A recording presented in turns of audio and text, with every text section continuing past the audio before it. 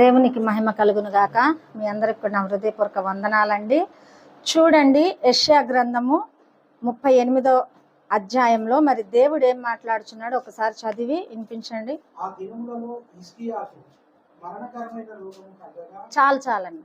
ఇక్కడ ఏమంటున్నారండి? హిజ్కియా మరణకరమైన రోగముతో మరి తను ఉన్నట్లుగా లేఖనాలు సెలవిస్తున్నాయి. మరి నా సాక్ష్యం కూడా నేను పంచుకోవాలనే ఉద్దేశంతో మరి ఈ దినము దేవుడు నన్ను సజీవ లెక్కలో ఉంచి మరి ఈ స్థలంలో దేవుడు నిలబెట్టినందుకు దేవునికి మహిమ కలుగును గాక. ఎందుకంటే మరి మన 17వ తారీఖు నైట్ నాకు విపరీతంగా కడుపులో నొప్పి వచ్చిందండి. అది ఎలా వచ్చిందంటే, అన్నం తిన్న తర్వాత నేను ప్రార్థన చేసుకొని పడుకున్న తర్వాత విపరీతమైన కడుపులో నొప్పి వస్తుంది. భరించలేని నొప్పి, అసలు వేదన పడిపోతున్నాను, ఏం చేయాలో అర్థం అవుతలేదు. అప్పుడు వెళ్ళిపోయి వాంతి చేసుకుని బాగా నొప్పి తట్టుకోలేకపోతున్నాను. ఆ నొప్పి భరించలేకపోతున్నప్పుడు పాస్టర్ గారు ఏం చేశారంటే మరి తీసుకొని ఇక్కడ మా పక్కన ఒక ఆర్ఎంపీ డాక్టర్ ఉంటే ఆయన దగ్గర తీసుకెళ్లారండి. తీసుకెళ్ళిన తర్వాత ఆయన అన్నాడు కదా, ఫుడ్ పాయిజన్ అయింది ఈమెకు అని చెప్పేసి, వాటర్ కూడా చక్కగా లేదు, ఈమెలో వాటర్ కూడా సరిగా తాగట్లేదు అని చెప్పేసి మరి ఒక ఇండిషన్ ఇచ్చి 2-3 టాబ్లెట్లు ఇచ్చి పంపించేశాడండి. పంపించిన తర్వాత ఇంటికి వచ్చినప్పుడు విపరీతమైన నొప్పి, అసలు తగ్గలేదు. టాబ్లెట్ వేసుకున్నా అయినా తగ్గలేదు. పాస్టర్ గారు ప్రార్థన చేశారు. ఆ నొప్పితోనే అలాగే పడుకుండిపోయాను. తెల్లారికి ఏమైందంటే పై కడుపు నొప్పి మొత్తం తగ్గినట్లుగా ఉంది, కానీ ఈ మొత్తం కింద నొప్పి మొత్తం కూడా పొట్ట కింద నొప్పి, మరి ఆ బొడ్డు దగ్గర నుండి కింద నొప్పి మరి విపరీతంగా వస్తుంది. విపరీతంగా ఇట్లా ముట్టుకుంటే నొప్పి, కూర్చుంటే నొప్పి, పడుకుంటే నొప్పి, కదులుతున్నా కూడా భయంకరమైన నొప్పి. మరి చూడండి, మరి ఆపరేషన్ చేసిన వాళ్ళకి ఏ విధంగా కుట్లేస్తే నొప్పులు ఉంటాయో ఆ విధమైన నొప్పితో నేను భరించుకుంటూ మరి అట్లాగే ఏడుస్తూ ఉదయాన్నే పాస్టర్ గారు చెప్పాను, చాలా విపరీతమైన నొప్పి వస్తుంది పాస్టర్ గారు, నేను తట్టుకోలేకపోతున్నానంటే మరి పాస్టర్ గారు మా దగ్గర ఉన్న మరి ఒక హాస్పిటల్కి తీసుకెళ్లారండి.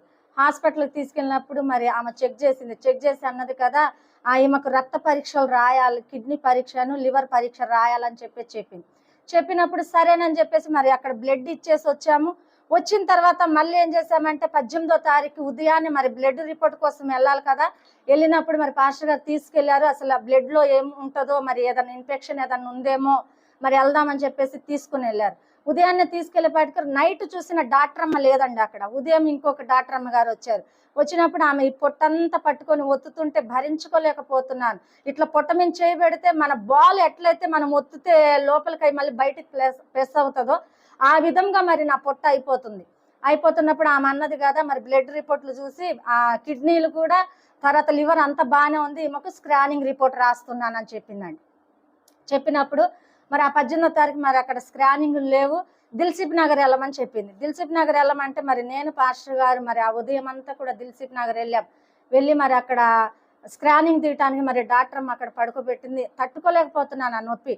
అయితే నేను ఏడుస్తున్నాను, ప్రభా ఇటువంటి సమస్య ఎందుకు వచ్చిందయ్యా, నువ్వు స్వస్థపరిచేవాడు కదా అని చెప్పేసి నేను విపరీతంగా ఏడుస్తున్నాను. అదే టైంలో ఇంకా కొంతమందికి స్కానింగ్ తీస్తున్నప్పుడు నా దగ్గరికి రావటం కొంచెం లేట్ అయింది. నేను ఏడుస్తూనే ఉన్నా, కంటిన్యూగా ఏడుస్తూనే ఉన్నా. లోపలికి వెళ్ళి కూడా ఏడుస్తున్నప్పుడు మరి ప్రభువారు నిలువుటంగి తెల్లని అంగి వేసుకొని నా రూమ్లోకి వచ్చేసి మరి నేను పడుకున్న మంచం దగ్గర నిలబడి ఆయన చూస్తున్నప్పుడు నా కింద ద్వారము నుండి మరి తెల్లని వెలుగు మరి ద్వారంలోకి వాళ్ళన్నిటికీ నరాల్లోకి వెళ్తున్నట్లు నేను చూసినప్పుడు ఏడుస్తూనే ఉన్నా. కంటిన్యూగా వాళ్ళు స్కానింగ్ పెట్టి మొత్తం ఆ మిషన్ పెట్టి మరి ఒత్తి తిప్పుతున్నప్పుడు కూడా భరించలేకపోతున్నా నొప్పిని. అయితే మళ్ళీ వచ్చిన తర్వాత మళ్ళీ లోపల నుండి టెస్ట్ చేయాలి, బయట నుండి అర్థం కావట్లేదని ఆ స్కానింగ్ డాక్టర్ అమ్మ అన్నది. సరేనని చెప్పేసి మరి ఆ లోపల నుండి చెక్ చేస్తున్నప్పుడు కూడా తట్టుకోలేకపోతున్నా, విపరీతమైన పెయిన్ భరించుకోలేకపోతున్నా. అయితే అవన్నీ టెస్టులు చేసి అందులో మరి రిపోర్ట్లు ఇచ్చి పంపింది. ఆ రిపోర్ట్లో ఏమున్నాయో మాకు తెలియదు. మళ్ళీ డాక్టర్ అమ్మ గారు తీసుకొచ్చి ఇచ్చిన తర్వాత ఆమె అన్నది కదా, ఈమెకి ఎపెండిక్స్ కడుపుల నొప్పి ఉంది, ఒకటి గర్భసంచిలో గడ్డలు ఉన్నాయి, ఒకటేమో గర్భసంచి దగ్గర పేగు వాసింది, కిడ్నీలలో రాళ్ళు ఉన్నాయని చెప్పేసి 4 ప్రాబ్లములు చెప్పిందండి. హల్లెలూయా. 4 ప్రాబ్లములు చెప్పింది. ఇమ్మీడియట్గా ఈమెకు ఆపరేషన్ చేయాలా, లేకపోతే అది పగిలిపోయి మరి పాయిజన్ అయిపోతుంది, ఆమె ప్రాణాలకే ప్రమాదం అని చెప్పేసింది. అన్నప్పుడు మరి పాస్టర్ గారికి ఏం అర్థం అవ్వకుండా నేనైతే ఒకటే ప్రార్థన చేసిన, ప్రభువా నేనున్న హాస్పిటల్లోకి స్కానింగ్ రూమ్లోకి నువ్వు వచ్చావు, నన్ను స్వస్థపరిచానన్నావు, మరి ఈ రిపోర్ట్లు ఏంటి ప్రభు అని చెప్పేసి నేను అక్కడ కూడా ఏడుస్తున్నా. హాస్పిటల్లో కూడా అయితే పాస్టర్ గారు ఏం చేశారంటే జాయిన్ చేయండి మేడం, ఎలా అయినా సరే మరి మీరు చేయండి మేడం అని చెప్పేసి. ఎందుకంటే నా పెయిన్ అటువంటిది, నా శ్రమ, నా కష్టము అటువంటిది, నిలబడలేకపోతున్నాను. అసలు కనీసం వాటర్ కూడా నా కడుపులో తాగట్లేదు నేను, ఆ భయానికి, ఆ నొప్పికి. అయితే అంటున్నప్పుడు మరి దేవుని కృపచేత దేవుడు ఏం చేశాడు తెలుసా, మరి ఒక బెదర్ హఠాత్తుగా ఫోన్ చేశారు పాస్టర్ గారికి, రాజు అనే బెదర్ ఫోన్ చేశారు.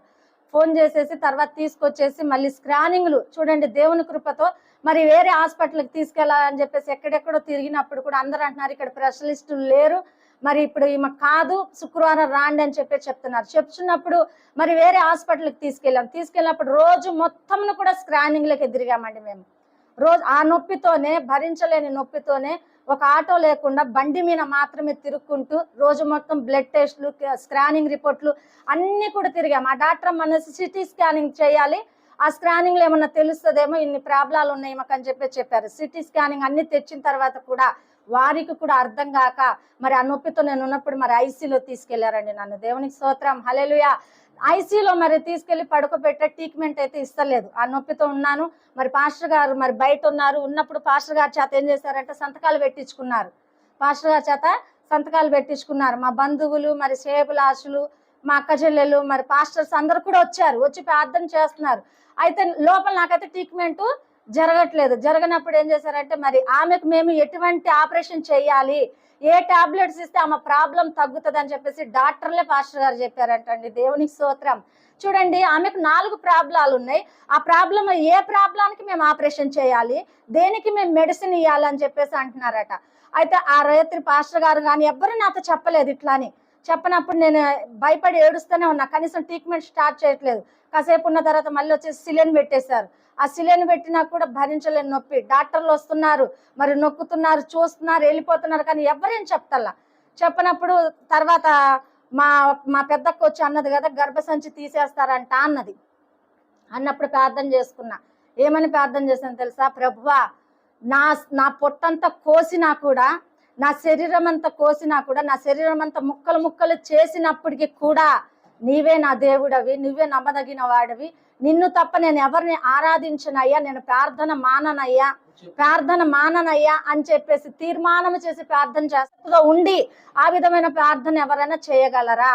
కానీ నేను చేశానండి. ఎందుకంటే నా దేవుడు గొప్పవాడు, మన దేవుడు గొప్పవాడు, మన దేవుడు విడిపిస్తాడు, మరణము నుండి కూడా విడిపించే దేవుడు. కాబట్టి మరి హిజ్కియా జీవితంలో గొప్ప కార్యం దేవుడు చేసి ఉన్నాడన్న విశ్వాసంతో మరి నేను ప్రార్థన చేశాను. దేవా, నా పొట్టంతా కోసి కుట్లేసినప్పటికైనా, నా శరీరం ముక్కలు చేసినప్పటికైనా నేను ప్రార్థన మాత్రం మానను ప్రభా, నా తండ్రివి నువ్వేనని ప్రార్థన చేశానండి. చేసినప్పుడు మా అక్క వాళ్ళ చెప్పినప్పుడు ఇంకా ఏడుస్తూనే ఉన్నా, భయంకరంగా ఏడుస్తున్నా. ఆ ఉదయాన్ని యాంటీబయాటిక్ ఇచ్చారు. యాంటీబయాటిక్ ఇచ్చిన తర్వాత దేవుని కృపచేత చూడండి, రాత్రి నేను చేసిన ప్రార్థన, హిజ్కియా కూడా ప్రార్థన చేశాడు. మరణము సంభవిస్తుంది, నీ ఇల్లు చక్క పెట్టుకోమని ఒక దైవజనుల నోటి నుండి మరి ప్రవచనం వచ్చినప్పుడు హిజ్కియా కూడా గోడ తట్టున తిరిగి ప్రార్థన చేశాడు అంటండి. హల్లెలూయా. ఆ ఐసీలో ఉండి నేను ప్రార్థన చేశాను. కన్నీరుతో, మున్నీరుతో నేను పడుకున్న ఆ యొక్క కప్పిన దుప్పట్లు కూడా తడిసిపోయినాయండి. ఆ విధంగా ఏడ్చుకుంటూ ప్రార్థన చేశాను. దేవా, నువ్వు తప్ప ఎవరు నన్ను తప్పించలేరు, విడిపించలేరు, స్వస్థపరచలేరు అని నేను ప్రార్థన చేస్తూ ఏడుస్తున్నప్పుడు ఉదయకాల సమయంలో మరి సిలిండర్ పెట్టి మళ్ళీ ఆ యొక్క యాంటీబయాటిక్ ఇచ్చినప్పుడు దేవుని కృపచేత మరి అర్ధగంట తర్వాత మరి ఆ నొప్పి అంతా తగ్గిపోయిందండి. హల్లెలూయా. తగ్గిపోయి కుడి పక్కన, ఎడం పక్కన కొంచెం నొప్పి ఉన్నప్పుడు 4 స్పెషలిస్టులను తీసుకొచ్చారండి. నా రిపోర్ట్లు అర్థం కాక 4 స్పెషలిస్టులను తీసుకొచ్చి ఆ స్పెషలిస్టులు అందరూ కూడా అవన్నీ కూడా ఎదురేసుకొని నా రిపోర్ట్స్ అన్ని కూడా చూస్తున్నప్పుడు నేను ఒకటే అన్నాను, ఏ రిపోర్ట్ మార్చాలన్నా, నన్ను స్వస్థపరచాలన్నా నీకు మాత్రమే సాధ్యమయ్యా అని చెప్పేసి ప్రార్థన చేస్తున్నాను. అయితే ఆమె నాకు కొన్ని ప్రశ్నలు అడిగినప్పుడు నేను జవాబు చెప్పాను, ఆ మంచంలోనే పడుకొని జవాబు చెప్పినప్పుడు ఆమె ఒక్కటే చెప్పిందండి, ఈమెకి ఏ ప్రాబ్లం లేదు, టాబ్లెట్లు ఇచ్చి పంపించేయండి. హల్లెలూయా.